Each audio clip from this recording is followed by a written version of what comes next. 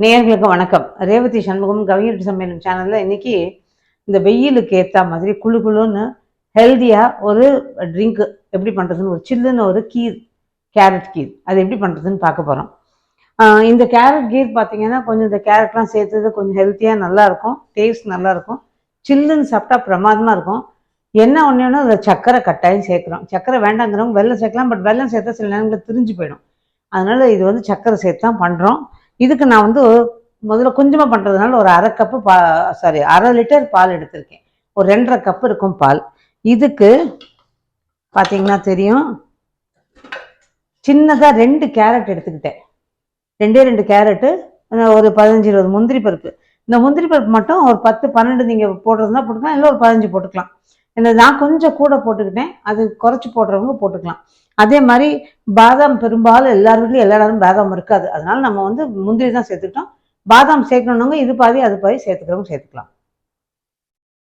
இப்போ இதில் 1 டம்ளர் தண்ணி ஊற்றி தோல் சீவிட்டு கேரட்டை நறுக்கி போட்டு முந்திரியும் போட்டு 1 கப்பு தண்ணி ஊற்றி குக்கரில் ஒரு 3-4 விசில் விட்டு எடுத்துட்டேன்.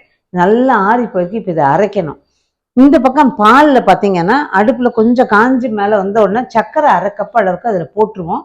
போட்டுட்டு நல்லா சேர்ந்து காயட்டும். இதையும் அரைச்சிட்டு வந்துடலாம். இந்த அளந்து வச்சிருக்கேன் சர்க்கரை, இது போட்டுடலாம். பால் பொங்கி வருது, சர்க்கரையை போட்டுடலாம்.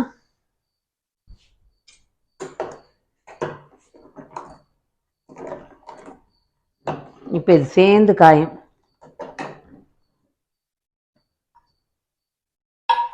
இந்த பக்கம் வந்து நல்ல காற்று வருங்கிறதுனால அடுப்பை மாற்றி வச்சுட்டு இந்த பக்கம் வந்திருக்கேன். இப்போ ஒரு மிக்சி ஜாரில் இந்த தண்ணியோடவே இந்த முந்திரி பருப்பு கேரட் போட்டுட்டு நல்லா நைஸாக அரைச்சிடணும். நைஸாக அரைச்சிடலாம். அரைச்சிட்டு பார்க்கலாம். இப்போ இது சர்க்கரை போட்டுறோம் இல்லையா, சர்க்கரையோடு கொதிக்குது. இந்த பக்கம் பார்த்தீங்கன்னா தெரியும், நல்லா நைஸாக அரைச்சாச்சு. இப்போ இந்த விழுதியும் இதோடு சேர்த்துடலாம்.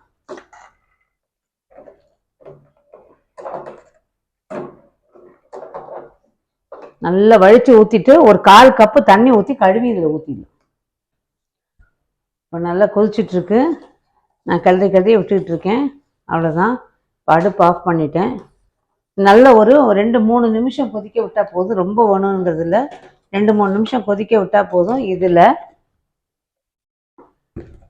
ஏலக்காய் தூள், இதுக்கு ஏலக்காய் தூள் போட்டால் நல்லாயிருக்கும்.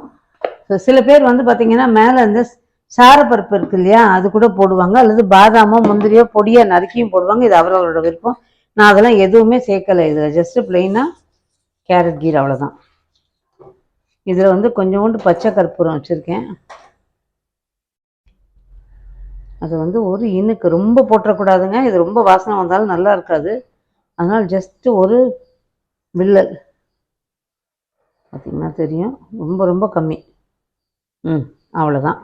ரொம்ப ஒரு 1/4 ஸ்பூன் எடுத்து அதை 8 பாகமாக பிரித்தா எவ்வளோ இருக்கும், அந்த அளவுக்கு தான். இது அப்படியே போட்டுடுறேன் உள்ள. வேலை முடிஞ்சது. இப்போ இதை வந்து ஒரு டிஸ்பிளே பாத்திரத்தில் வச்சிடலாம். இதில் ஒரு சின்ன ஞாபகம் வரும் எனக்கு.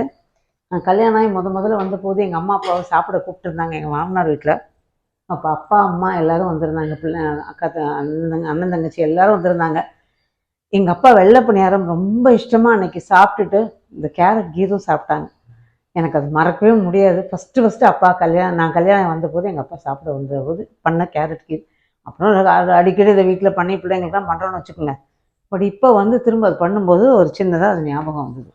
இப்போ இதை நல்லா ஆற வச்சுட்டு ஃப்ரிட்ஜ்லேயோ நம்ம டயத்துக்கு ஏற்ற மாதிரி, அது சட்டுன்னு எடுக்கணும்னா ஃப்ரீசரில் ஒரு 1 மணி நேரம் விட்டுருங்க. கொஞ்சம் நேரம் கழிச்சு எடுக்க போகிறோம்னா ஃப்ரிட்ஜில் வச்சுக்கலாம். ஸோ நல்ல ஒரு கேரட் கீர் எப்படி பண்ணுறதுன்னு பார்த்தா இது இப்போ டிஸ்பிளே பாத்திரத்தில் வச்சிடுறேன்.